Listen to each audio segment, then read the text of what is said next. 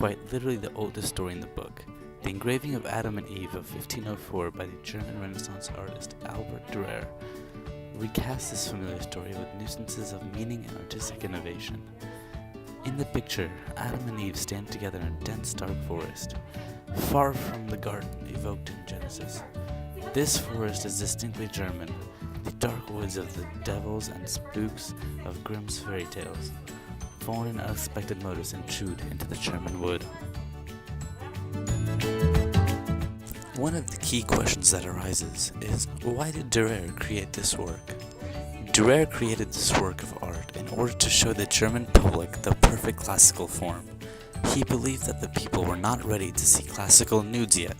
However, if he included them in a religious context, they would pay much more attention. Although the work is loaded with religious scenery and symbolism, the focus is still on the form of Adam and Eve, man and woman. Another question that arises is, how are Adam and Eve portrayed? As we focus in on Adam, we see that he is in a natural stance called contrapposto, in which one of his legs is slightly bent and his hips are uneven. However, his neck is twisted at a strange angle to look at Eve, which is one example of many contradictions seen in this work.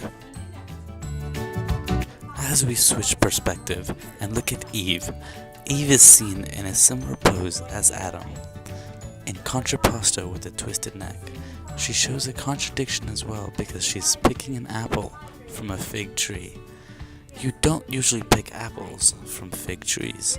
Another strange thing about this scene is that a German forest appears to be in the background, not a heavenly one as Eden is described. The symbolism is quite intriguing in this piece of work.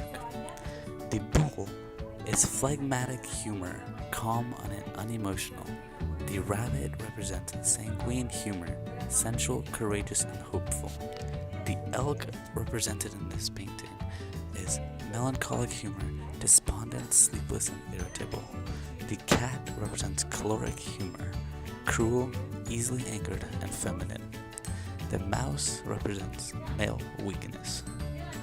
The mountain goat represents lust and damnation. And the serpent represents evil. And last but not least, the parrot represents salvation, which is the antidote to a serpent.